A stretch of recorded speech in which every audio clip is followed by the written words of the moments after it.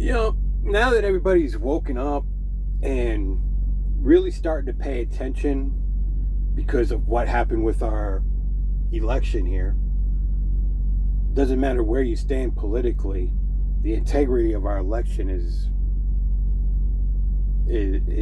just without integrity in our election, we're no different than North Korea or China. I mean, the funny thing is, North Korea and China are looking at, was it Michigan or Pennsylvania? One of the two states had 139% turnout. How can you have 139% turnout? China and North Korea, they're dictators there, are looking at their council and saying, hey, you said we could do this. You said human rights be all over us. We do this. And saying, well, we thought they would. Biden pulled it off. Miss Harris going to be president. Yay. We all know that's what's going to happen. Don't kid yourself. But, now that people's eyes are open, it's time to start talking about one of the major issues in this country, and it's this whole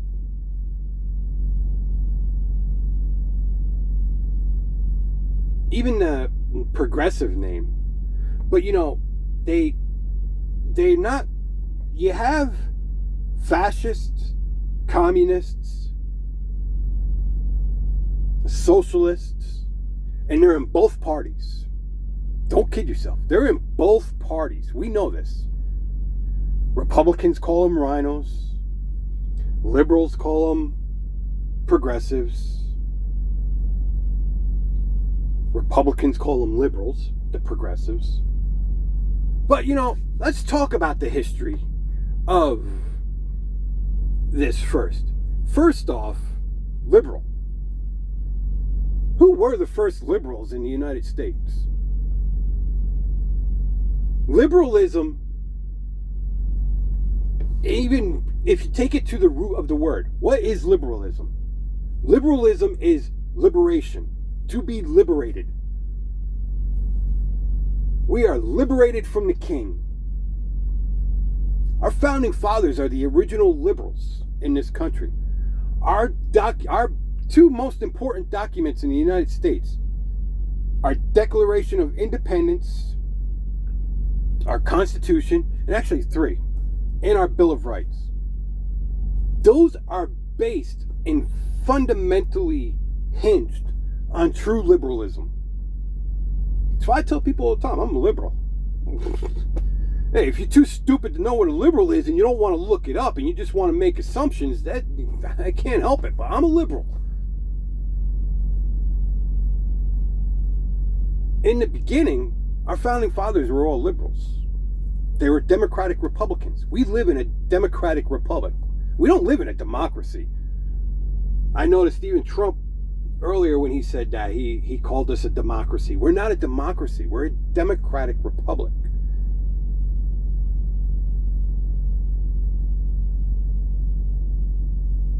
A democracy is ruled by mob rule, and a republic is a dictatorship like China, the People's Republic of China, the People's Republic of California.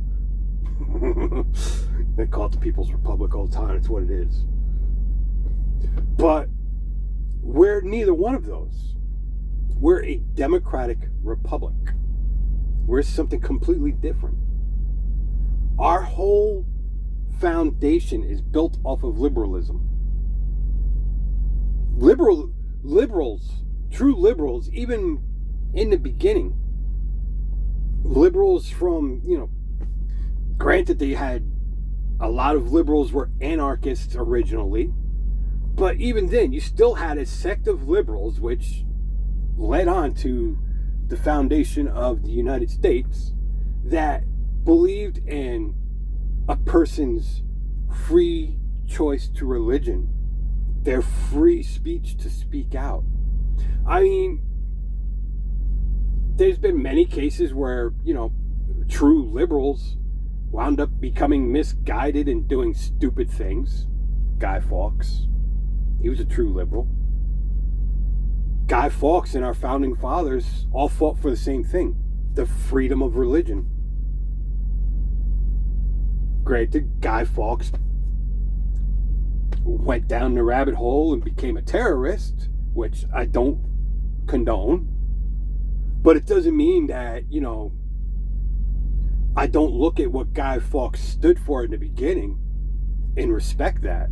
I do. He was fighting for the freedom of religion. And before he got corrupted and deranged and went down the rabbit hole of terrorism, Guy Fawkes was fighting a noble fight. He was fighting for the freedom of religion. Guy Fawkes is one of the original liberals. He just became a monster.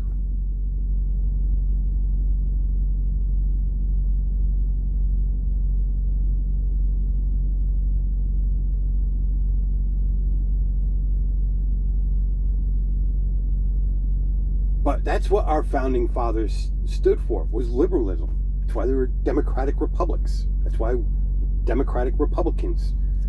That was even the title. You look a lot of times, that's a title that's given to some of our original forefathers. They're titled as democratic republicans.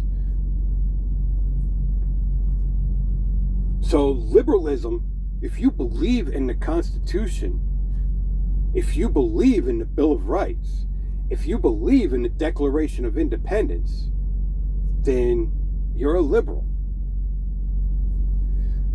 Now, for some reason, we wound up with this progressive movement, which really, it was still a liberal movement, but for some reason they called themselves progressives. I guess because at that time everybody understood they were liberals, and we had this infeuding because there was a small faction of the country that still believed in slavery. And so that's where this progressive movement started out of the liberal movement. But the progressive movement had nothing to do with fascism, communism, socialism.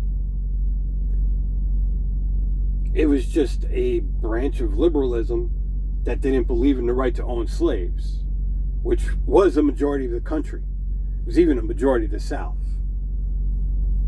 People don't understand that the Civil War was sparked by tariffs. It had nothing to do with slavery.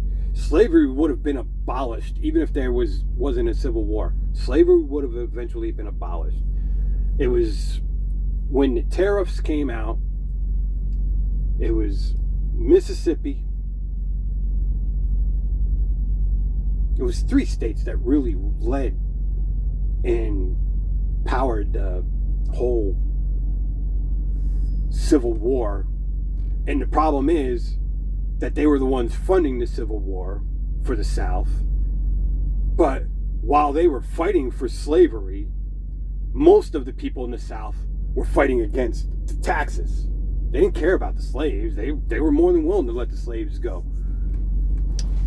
They just wanted it done right so that they can let the slaves go. That's why they were fighting the tariffs. The tariffs were actually the reason behind keeping the slaves that were brought here by originally the British. But even when the British brought them here, they weren't actually slaves. They were indentured servants. They earned their freedom. They were given land, and they became free Negroes. Anthony Johnson was the one that actually brought what we think of as slavery in the United States to the United States. He was a free Negro who came here, caught by Muslims. Actually, first caught by, African tribal wars. Most of our ancestors, my ancestors, most people of black descent, most of our ancestors, they were actually first captured as basically prisoners of war. Then they were sold to the Muslims, which is where our blues music comes from. Look up Muslim desert music. That's actually where black people learned the blues. A lot of people think blues came from slaves from their home. It didn't. It actually came from the Muslim desert slavers. That's where we learned the blues from. And then they brought it, they learned it, and they brought it here. There's a lot of history that people don't know about. But Anthony Johnson decided he didn't want to let his indentured servants go. And he took it to the Supreme Court. The Supreme Court agreed with the black man. And slavery was brought to the United States the way we think of slavery. So there was two different events in slavery in the United States. One was indentured, and one was actual captivity, permanent captivity. The permanent slavery was brought here by a black man. Let's be honest. But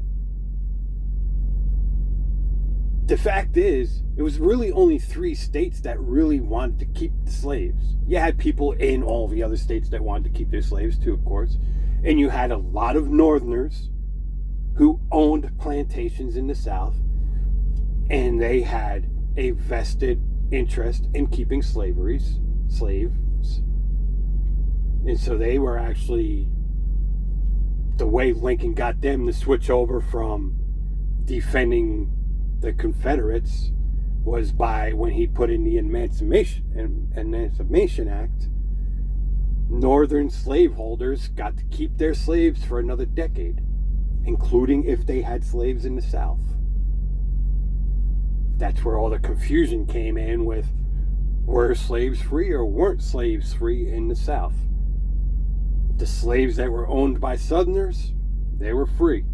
Slaves that were owned by Northerners, friends of Lincoln, they weren't free. Now we can argue why Lincoln did that, why he didn't. Because Lincoln wasn't a racist. Lincoln was a bigot, but he wasn't a racist. Lincoln just didn't like black people. But he didn't think white people were better than black people. He just didn't like black people. He was a bigot, not a racist. There's a difference. It's like Muslims who don't like Christians, Christians who don't like Muslims, gays who don't like straights, straights who don't like gays. If you simply don't like them, you're a bigot. If you don't like them because of what they are, you're a bigot. If you think you're better than them, you're a racist. That is the difference. Just not liking them doesn't make you racist. Lincoln was a bigot. He wanted all the slaves to actually be abolished from the United States. He didn't even want to keep the slaves here when they were freed. Originally, Lincoln didn't even want to free. He didn't even want to enter the Civil War, because as far as he was concerned, if the South wanted to secede, that solved his whole problem. Because he didn't want to get into a war over taxes, which he knew would lead into the whole situation with slavery if they won the war. So originally he didn't even care. He was going to let the South secede. Then his treasurer came to him and explained to him that without the tariffs, the North would fail. The South would be able to continue as a country, but the North would fail and the South would come up and swallow up the North, because there would be no way for the North to run without the tariffs of the South. So Lincoln decided, okay, we can't let the South secede. So he started the Civil War. And it wasn't until they realized that there was no chance of winning the Civil War that he decided to free the slaves. And the reason he freed the slaves was he was hoping the slaves would uprise. Ironically, because of the situation that I pointed out, that slavery was eventually going to be abolished in the South anyway, there were a lot of people that were considered slaves, but the people that, supposedly owned them, which technically they did, but because of things that were going on with the political environment, they still had to keep the title of master. But they treated their slaves just as good as they treated everybody else. They had, you had two different things going on in the South. That's what people don't understand. And some of the most atrocious plantation owners were people who resided in the North. They owned the plantations in the South, and they were the most atrocious owners of slaves. You had a lot of Southern slave owners that were just as horrible. I'm not saying that they weren't, but the majority of Southern slave owners, it was a thing of necessity. It was the only way to compete. But they treated the slaves well. They tried to give the slaves the best living quarters that they could afford to. A lot of times, like when you hear about slaves that were being taught to read and write, that was illegal. But the plantation owners were teaching all their slaves to read and write. Plantation owners were teaching all their slaves about Christianity. The slave owners were teaching all their slaves about monetary value and how to budget, and they were teaching them math. They were schooling their slaves. It was illegal, but there was a lot of Southern plantations where this was being done. It was pretty much unheard of amongst any plantation that was owned by a Northerner. And there was a lot of Southern slave owners that, just like the Northern plantation slave owners that owned their plantations in the South, they just treated the slaves horribly. I'm not trying to say that, every slave had this great. And even the slaves that were being taught, and, I'm not even trying to say because, but there was a political environment going on, and they were stuck in a situation. And there were numerous slaves that were being protected by their quote unquote owners from others. They refused to sell their slaves to anybody else. They would buy the slaves, bring them in, and they would teach them, and they would help them, and they would, they weren't out there with whips and beating them. And you didn't have, I'm not even going to mention that. There was a lot of things that, it was a mixed bag going on. And those slave owners that were doing all the right things were part of the progressive movement that came from the North when it came to freeing slaves, because it was the Christian thing to do. They were part of the progressive movement when it came to equal rights, because it was the Christian thing to do. They were part of the progressive movement with the women's suffrage movement, because it was the Christian thing to do. Where it actually flips is when the progressive movement originally was an honorable movement. Where it flipped was when the progressive movement got into the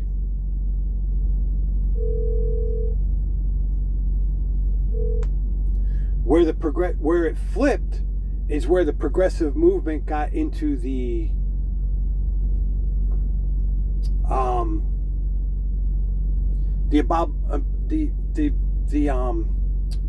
what's the word I'm looking for? I'm having a brain freeze here.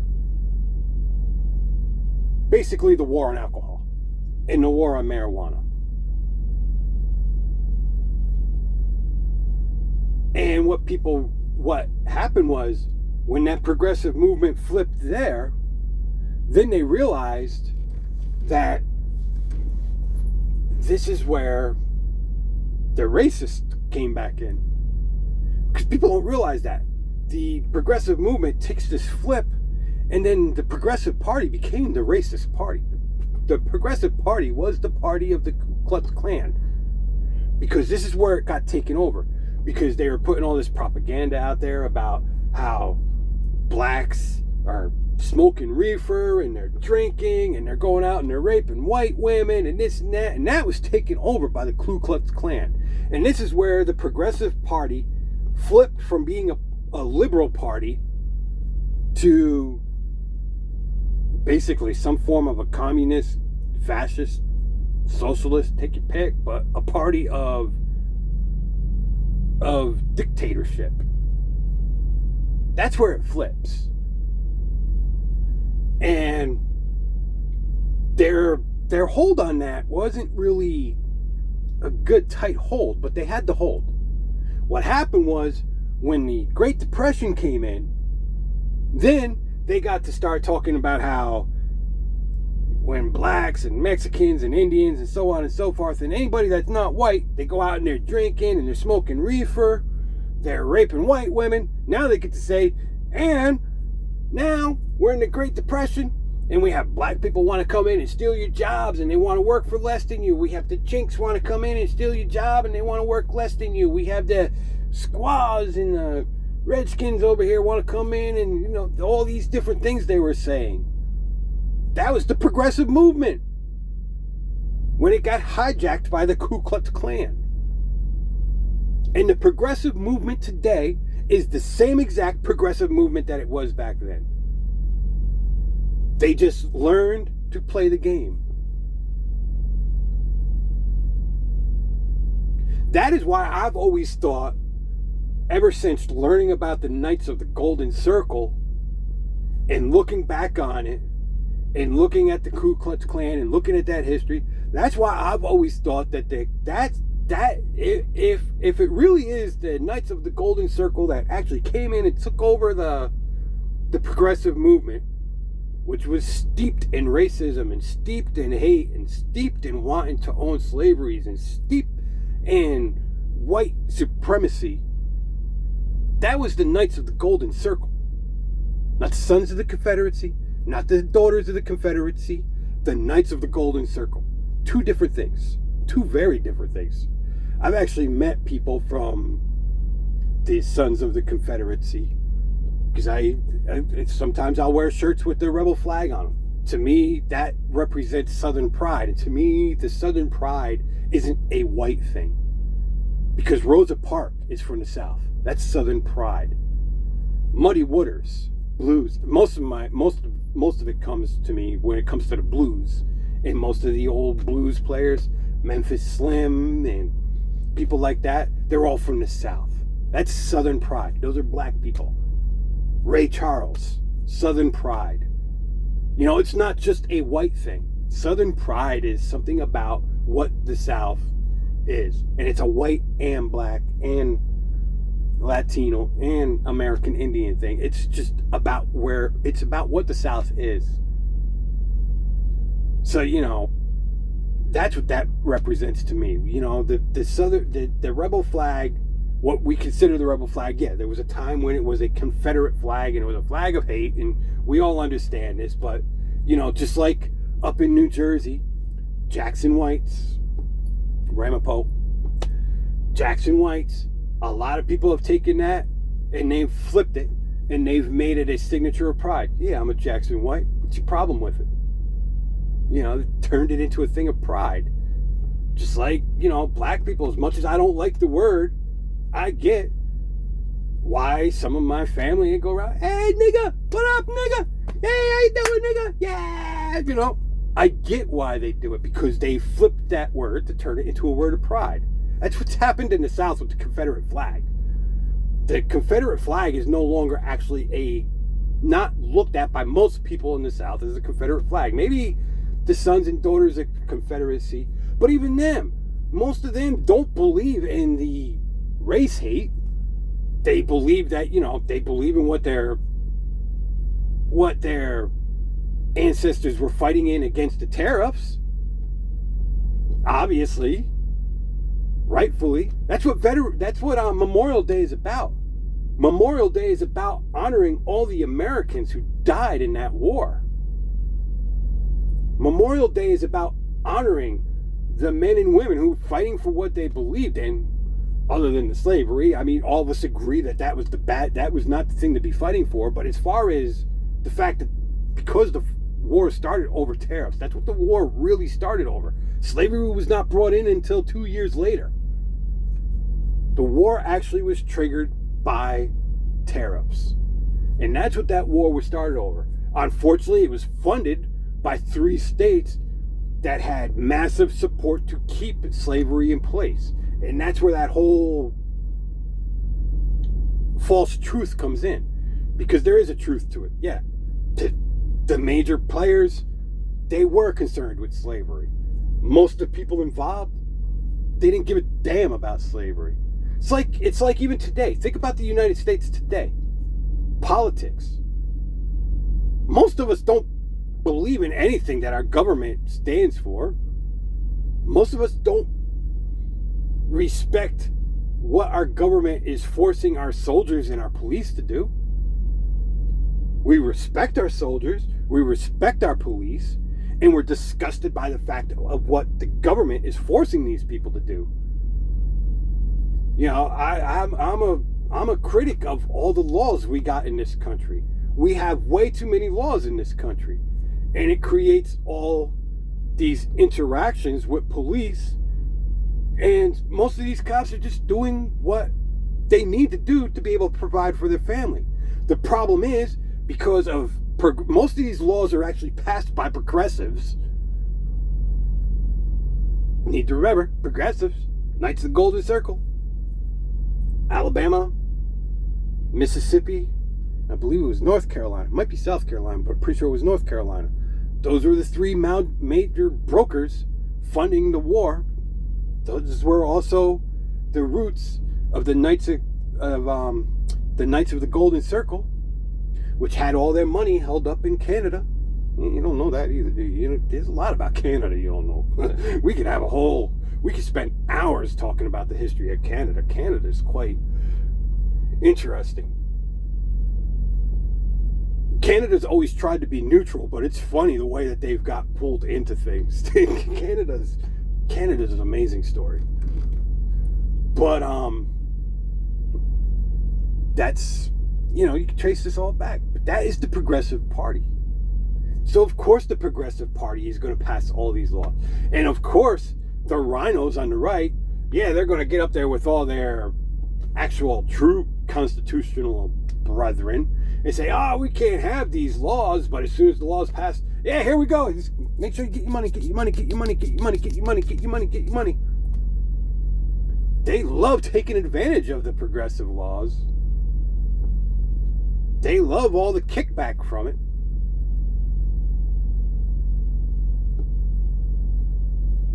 So, you have progressives in both parties.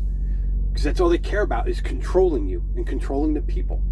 And that's what the modern Progressive Party has become. It's nothing what the Progressive Party was.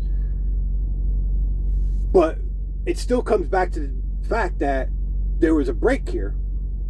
Now you have the liberals and you have the progressives in the Democrat Party.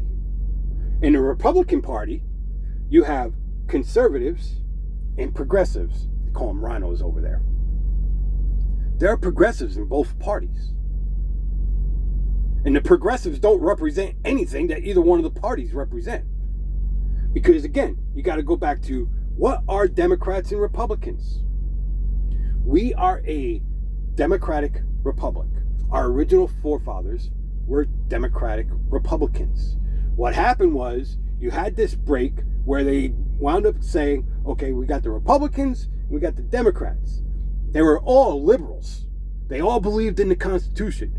Both parties were the Liberal Party. We actually had a party of one, but it was a party of one with 2 representations.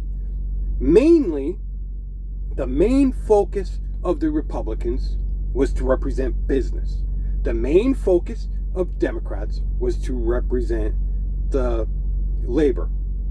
We like to call them employees. I think that's a poor, because you invest your labor. You have business owners and investors. It's really all it is. even if you're investing money, you're over here with the investors that are investing their labor. Investing is investing. Whether you invest your time, you invest your labor, you invest your money, you invest your whatever. You're an investor.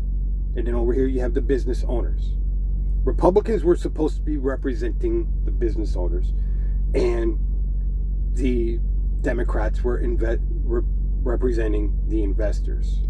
Somewhere along the line, we decided that, investors can't be all investors anymore. So somehow you're special if you're investing your money, which makes no sense to me, because if you're investing money, all you're losing is money. When you're investing your labor, you're putting your health at risk, you're putting your time at risk, and you're putting your money at risk. You're putting three things at risk. Whereas if you're investing money, all you're investing is money. So I've always argued that, this whole law about investors when it comes to taxes, it makes absolutely no sense. I can understand having a law where you say, okay, if you're investing money into a retirement fund, that being taxed differently, that makes sense to me. Because that's for your, so the government doesn't have to take care of you when you hit retirement age, when you're too old to work anymore. That makes sense. That I can understand. But as far as me investing money, and the government says, well, you can invest your money and we're going to tax you at this, but if you take risks with your health, risks with your lifestyle, risks with your pursuit of happiness by investing your labor, we're going to tax you more. That's a progressive idea. That isn't a liberal idea. It's not even a conservative idea. That is a progressive idea. To punish people for investing their most valuable possession, capability. That's what you're investing. You're investing capability. That is the most valuable possession you have. Only a progressive would say that should be taxed more than if I just casually invest money. If I casually invest money, that's actually taxed at a lower rate. But if as a need, I invest the most precious resource I personally own, my personal capability, I get taxed higher. Where does that make any sense? That makes absolutely no sense at all. But somehow they managed to convince us that this makes sense. Because what they've done is they've twisted us from being investors, investing our time, labor, our